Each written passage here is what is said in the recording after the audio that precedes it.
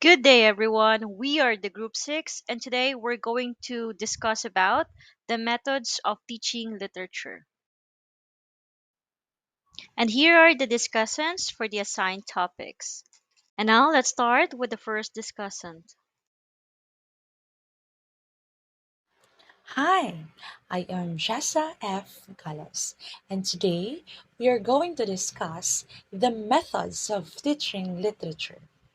First is lecture. So, what is lecture?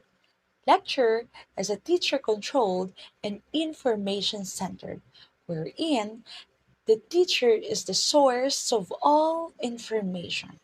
I have here in the first column the advantages, and in the second column the disadvantages of using lecture when teaching literature. First is it saves time.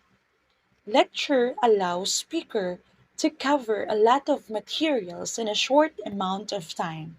This efficiency can be especially useful when trying to cover a broad range of topics within a limited time.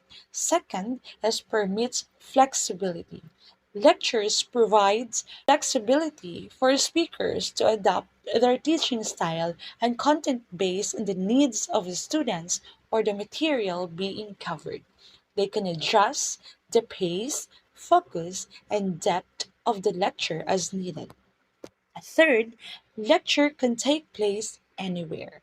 Lectures can be delivered in various settings, from traditional classrooms to lecture halls or even online platforms. Fourth, can cover a large amount of topic in a short time. Since lectures naturally involve the direct transmission of information from the speaker to the students, they can cover a significant amount of material efficiently.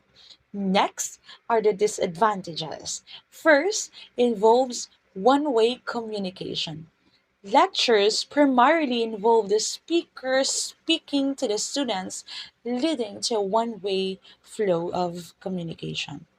This can limit opportunities for interactions, discussions, and active participations among students. Second, encourages student passiveness. With the focus primarily on the speaker delivering information, students may become passive recipients of knowledge rather than actively engaging with the material. This inactiveness can hinder critical thinking, creativity, and deep understanding of literary concepts. Third, may not cater to diverse learning styles. Lecture may not effectively accommodate the diverse learning styles and preferences of all students. Some students may learn better through hands on activities, group discussions, or visual aids, which may be lacking in a traditional lecture of format. And the last, require highly skilled speakers or instructors. Effective lecturing requires speakers who are skilled communicators, knowledgeable about the subject matter, and capable of maintaining student engagement throughout the lecture. And second is discussion. The idea of teaching through classroom discussions can be summed up with a well known phrase, the Socratic method. The method of instruction by which the instructor asks a simple question and then spends classroom time allowing the students to orally present opinions and evidence in an attempt to answer the question satisfactorily. In summarization, compared to other instruction method, it most resembles the natural way we people communicate. It makes instruction personal, removing barriers between teacher and student, and it's been used since the beginning of Western civilization. Third is modeling. The use of modeled reading relates to Vygotsky's zone of proximal development and Brunner's notion of scaffolding. The practice of model reading falls outside the zone that a learner can successfully undertake with guidance. However, when a teacher or adult reads to a student, they provide an opportunity for students to see and hear skilled reading behaviors. Through this high level scaffolding, students begin to imitate and internalize the modeled reading strategies, ensured reading and guided reading, so that the reader can gradually experience success and read independently. To sum it up, modeling provide clear examples for students to follow. In literature classes, modeling can involve teachers showing how to read properly, analyze a poem, write a literary analysis or essay, or engage in close reading techniques. By observing these demonstrations, students learn effective approaches to literary analysis and writing. And the last method is new technology. In the era where being digitally literate is no longer a luxury or matter of choice, but a necessity. It is important for us teachers to realize the benefits of information and communication technologies. We have here advantages and disadvantages. First, in the advantages is that increased engagement. Incorporating new forms of media like graphic novels and interactive hypertext can capture students' interest and engage them more actively in the learning process. Second, it enhances critical thinking. Analyzing and interpreting these diverse media forms requires students to think critically, fostering skills that can also be applied to the study of traditional literary texts. Third, multimodal learning. New technologies offer multimodal learning experiences catering to different learning styles and preferences. Students can engage with literature through visual, auditory, and interactive elements, enhancing comprehension and retention. Fourth, relevance to modern society. Incorporating digital tools and platforms reflects the evolving landscape of communication and media in contemporary society, making the study of literature more relevant and relatable to students. How about the disadvantages? First, accessibility issues. Not all students may have access to the necessary technology or resources required to engage with new media forms. Second is distractions. The immersive nature of certain technologies may distract students from literary content or lead to a shallow understanding of the material if not properly guided. And last is loss of traditional literary skills. While new media forms can enhance critical thinking skills, there's a risk that traditional literary skills such as close reading and textual analysis may be overlooked or devalued in favor of more visually or interactively stimulating experience. And now we will proceed to our next discussion. What is grading method? Grading in the context of literature typically refers to the evaluation and assessment of students' understanding, analysis, and interpretation of literary text. These can include assignments such as essays, presentations, quizzes, exams, and class participation graded accordingly to predetermine the criteria such as critical thinking, writing skills, depth of analysis, and comprehension of literary themes and techniques. Grading helps instructors measure students' progress and provide feedback for improvement. In teaching literature, grading could involve assessing an essay where students analyze the symbolism in a novel. The grading criteria might include: first, the thesis statement.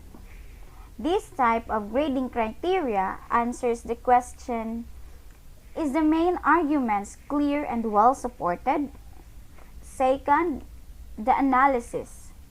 This type of grading criteria answers the question: does the students provide insightful interpretation of symbolism? Third is the evidence. This type of grading criteria answers the question: is textual evidence used effectively to support arguments? Fourth, the organization. This type of grading criteria answer the question: is the essay well structured with coherent paragraphs? Fifth, writing mechanics. This type of grading criteria answer the questions: are there grammatical errors, spelling mistakes, or issues with clarity? Based on these criteria, the essay could be assigned a grade reflecting the student's comprehension, critical thinking, and ability to communicate effectively about the literature. The telling method. What is telling method? Storytelling is the use of stories or narratives as a communication tool to value, share, and capitalize on the knowledge of individuals. History was originally presented in stories, and it is felt that students, particularly at the early school stage, should be taught history through a series of stories. Stories can give them immense pleasure, extend their imagination, and develop their creative powers. Storytelling is an art, and this method is a skillful teaching process. Success in this method mostly depends on the competence of the teacher. Both selection of suitable stories and their presentation in the classroom are important. There are mainly three types of stories. First is the true stories. These stories is based on real facts and figures are included in this category. Such stories are interesting presentation of the actual events and activities of the great personalities. These stories are the sources of history and contribute greatly to the teaching of history. Second, myths. These are purely imaginary stories and have no historical basis. These are usually fairy tales and deal with supernatural elements. Since these stories have no truth, these cannot be used for teaching history. Third one is the legend. These are in between true stories and myths. These stories have certain elements of truth. The incidents narrated in the myths are not true, nor are detailed or accurate. Since these stories are generally interesting, these can be used for teaching history in a lively manner. What is the discussion method? Discussion methods are a variety of forums for open-ended, collaborative exchange of ideas among teacher and students or among students for the purpose of furthering students' thinking, learning, problem solving, understanding, or literary appreciation.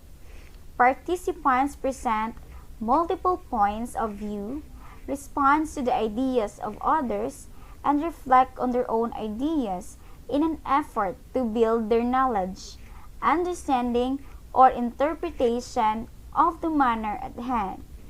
Discussions may occur among members of a dyad, small group, or whole class and teacher-led or student-led.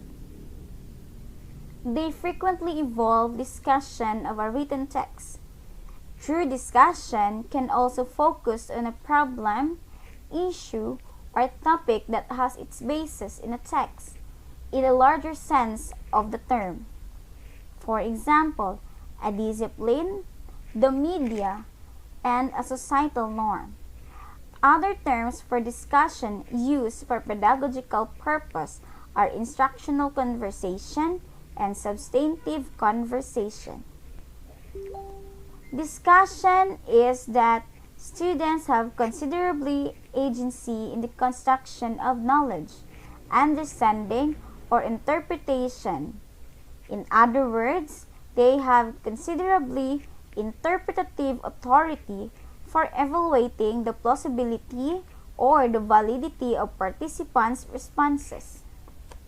The discussion method demands that students come to class well prepared, compelling them to think out their arguments in advance and to answer their peers' questions and counter arguments. It sharpens their powers of reason, analysis, and articulation. It does provide them with foundational skills necessary for success in any discipline or profession.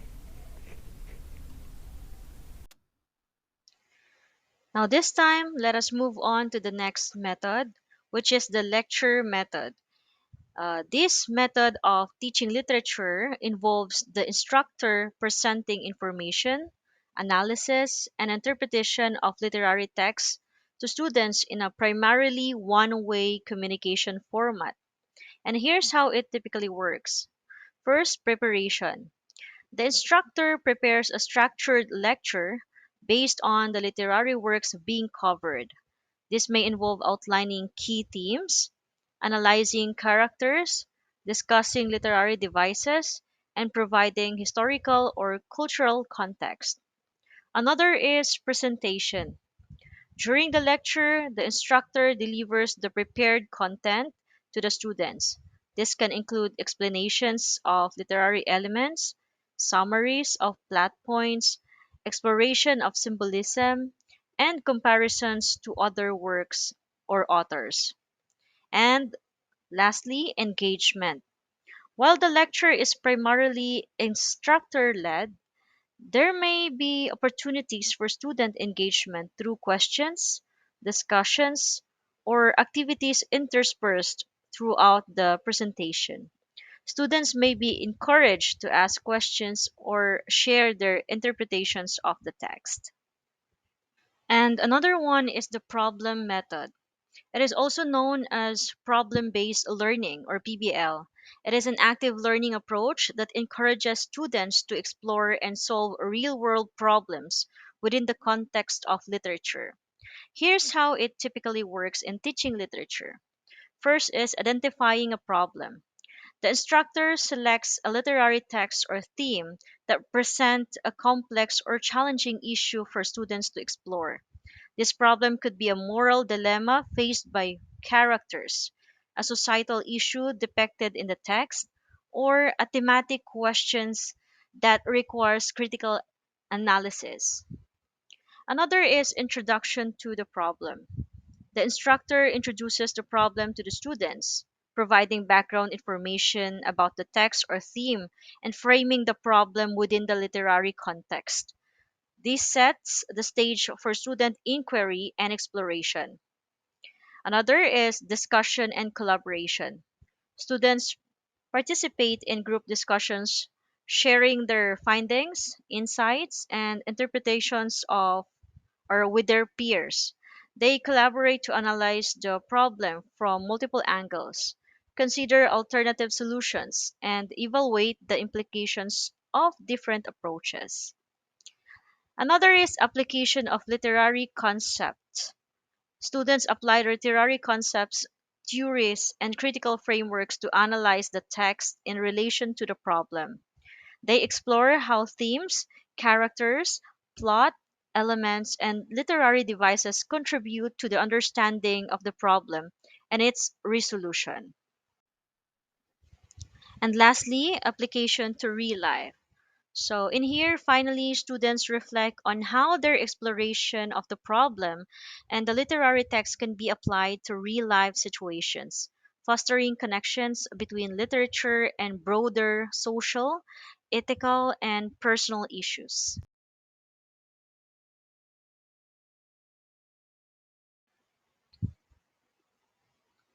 Next, we have supervised method. This method refers to an approach where the instructor guides and directs students through structured learning activities, providing support, feedback, and guidance along the way. Here's how it works. Selection of text. The instructor selects literary texts or works for study based on curriculum objectives, student interest, and educational goals. These texts may include novels, short stories, poems, plays, or essays. Another is lesson planning. The instructor plans lesson and activities that align with the learning objectives and the selected text. This may involve breaking down the text into manageable sections, identifying key themes, characters, literary devices, and concepts to be covered. Another is introduction to text. The instructor introduces the text to the students, providing background information about the author, historical context, and thematic elements. This helps students understand the significance of the text and prepares them for a deeper engagement. Another one is guided reading. Students read the text under the guidance of the instructor. The instructor may provide annotations, discussions, questions, discussion questions, or reading guides to help students navigate the text and understand its content, structure, and literary techniques. And lastly, classroom discussions. The instructor facilitates classroom discussions to encourage active participation and critical analysis of the text. Students share their interpretations. And now we have number 11. So, number 11 is all about grammar translation method. So, what is a grammar translation method? According to Richards and Smith, Longman Dictionary of Language Teaching and Applied Linguistics 2002, page 231, have defined the grammar translation method as a method of foreign or second language teaching which makes use of translation and grammar study as the main teaching and learning activities. The grammar translation method was adopted to help L2 learners to read, study, and translate foreign languages and language literature. Language learners must develop a good knowledge, learning and memorizing grammatical rules of the grammatical systems of their first language or L1 and the second language or L2. And they need to be able to develop the ability to translate text from their L1 into the L2 and vice versa. Ability to accurately translate text was associated with the ability to learn grammatical system of the target language. The grammar translation method viewed the study of a language as the memorization of rules to be able to manipulate its morphological and syntactical system. Grammar is taught deductively by the presentation of rules followed by translation practice and accuracy in translating sentences and text is the main focus of this methodology. So, teachers must assert their authority as their role is to transmit knowledge to learners, and the learner's native language is the medium for instruction. Very little teaching is done in the target language. It is an extremely teacher centered method of teaching. Learners need to be able to read the literature written in the target language and learn all the relevant vocabulary and grammar. So that is the grammar translation method. So now we will proceed with number 12, which is all about structural approach. So, the structural approach to the teaching of English is a technique by which students are taught to master the pattern of sentences. In the words of Menon and Patel, the structural approach is based on the belief that in the learning of a foreign language, mastery of structures is more important than the acquisition of vocabulary.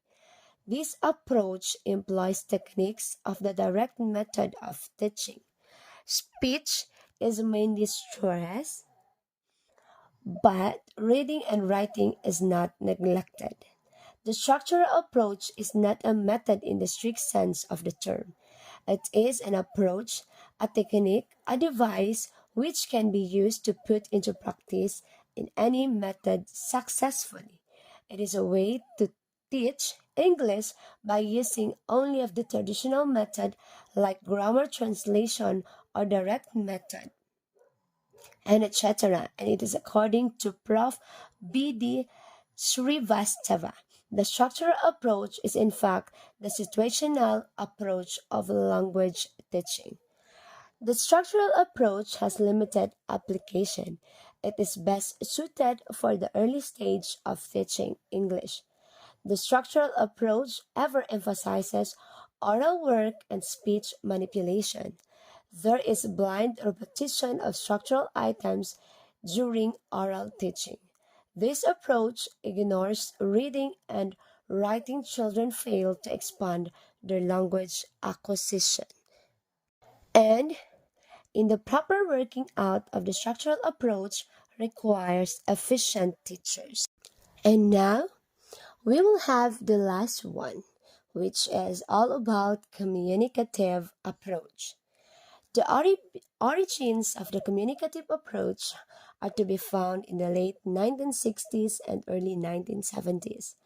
The communicative approach is the product of some linguists and educators who had grown dissatisfied with the previous two methods used for foreign language teaching, the audiolingual method and the grammar translation method.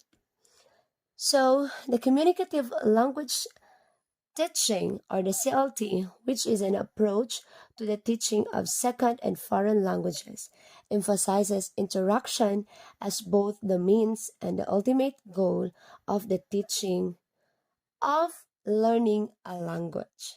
So, in the CLT approach, the meaning is given prime importance. The main focus of the approach is to make the learners able to understand the intention and expression of the writers and the speakers. So, we have here some communicative language teaching can be understood as a set of principles about the goals of language teaching, how learners learn a language, the kinds of classroom activities that best facilitate learning, and the roles of teachers and learners in the classroom. Communicative competence include the following aspects of language knowledge: knowing how to use language for a range of different purposes and functions, knowing how to vary our use of language according to the setting and the participants, knowing how to produce and understand the different types of text, and knowing how to maintain communication despite having limitations in one lang- language knowledge. So, communicative language teaching is an approach to the teaching foreign languages that emphasizes interactions as both the means and the ultimate goal of the learning a language. So the teacher should create situations which help to promote communication. The teacher should teach them how language should be used in a social context. The teacher should give activities such as role play, which help the learners to learn the language in social context. As the conclusion, there is not one single strategy which fits all types of learners. A traditional lecture may inspire one but frustrate the others. A task-based enthuse the exuberant students, but many confuse and discourage the timid ones. Hence, teachers must prepare a careful planned lessons with various teaching strategies so that all learners may be satisfied. Mulligan 2011 pointed out that effective teaching requires flexibility and creativity, constant monitor and adjustment of the teaching techniques. And that will be all. Thank you.